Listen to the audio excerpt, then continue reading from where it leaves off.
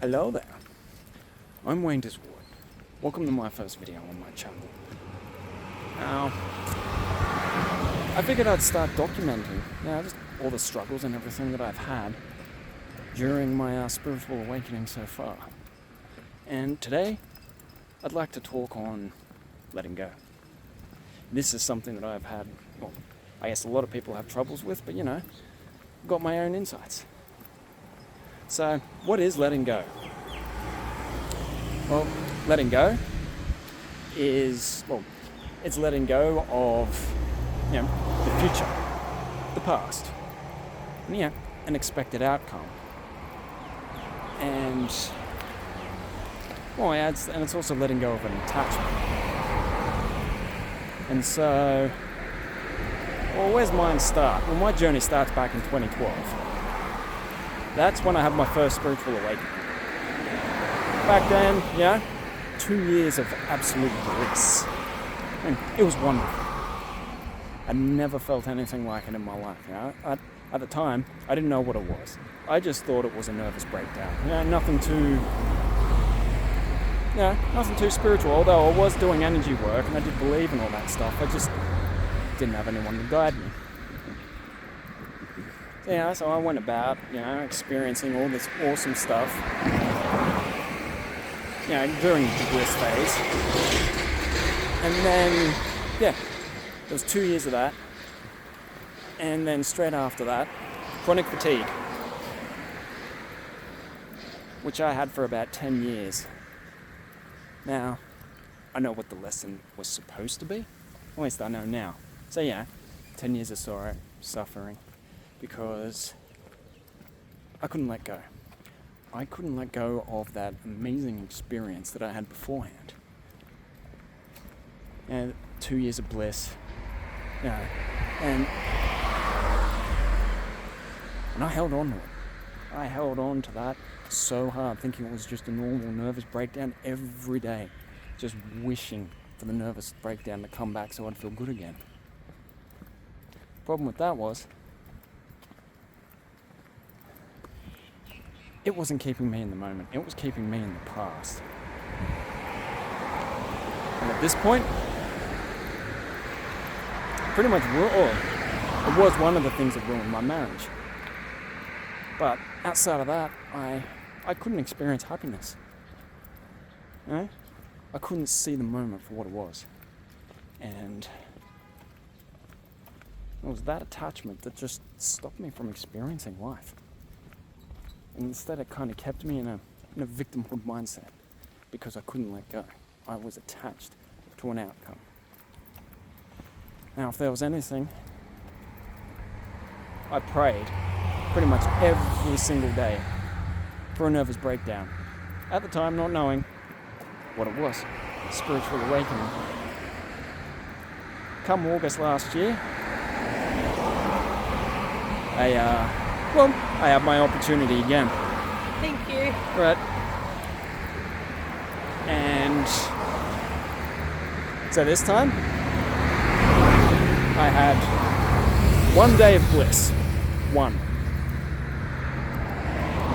Now, I was so hung up on that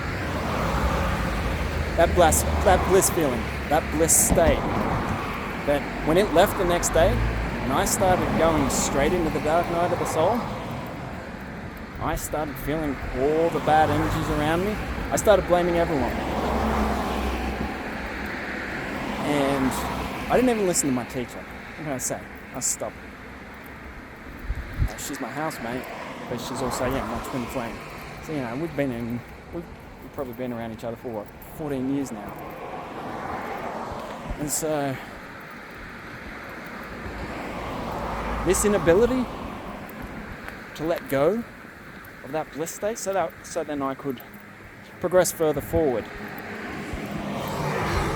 kept me trapped in a victimhood mindset. I couldn't see it any other way. Something beautiful was taken away from me again, instead of realizing the process. And so I started going into the dark night But then, during the dark night, that's when all the purging happened. All the bad shit just started coming out. It was beautiful. And you know what? At that point, I did let go. It felt great. And going through the dark night, and it was like, I didn't have the monkey brain going on, you know? It was just like total inner stillness. It was just inner peace. You know, the ego would just, at this point, was just, kept down below. And then what had happened was I kept finding things. I kept finding things because I couldn't accept where I was. I wanted to get to the next stage, which was the ego speaking. Although at this point, it was much quieter. So I just kept on doing all the healing work, all the guided meditations, all of the consuming, instead of being able to just sit down and meditate. Because that, in meditation, helps us to experience our true selves, which is inner stillness. How it's being in the moment, accepting where we are, letting go. I was at least lucky to not have had the expectation of an outcome through meditation. But by the time I did start meditating, it was for the wrong purposes. Once again, I was meditating and not doing it for the right reason. So instead, once again, an attachment. I was meditating and doing all the work, not so I could experience the present moment, but so that I could try and speed up the awakening process itself. Now doing this is what really set me back. Because the ego started coming through even stronger. Because at this point I still wasn't meditating. I didn't know how to become an observer of my thoughts, like witness your thoughts in which you're not attached to them. The thoughts come, you let the thoughts go. You kind of see the thoughts, you have no emotional attachment, they come, they go, boom. This is how you come to a point of slowly, absorbing the ego. You kind of, most people try and say it's ego death, but you don't want to kill the ego. You want to have a metamorphosis with it, so it kind of dissolves and becomes one with you. Because the more you fight it, the stronger it gets. See, now, this was my problem.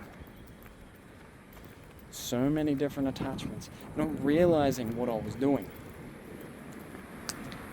So that's what I wanted to talk on today, because not being able to let go also affects other areas of your life, believe it or not.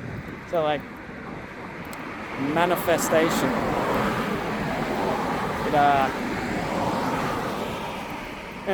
you have to let go. You just have to be in the moment. You want things to come to you in life. You just have to be here. You just have to be now. Still mind, open to everything that's going on around you. And so, I guess, with closing, one of your biggest friends at the beginning of your journey is definitely meditation. So this is Wayne Desward, signing out.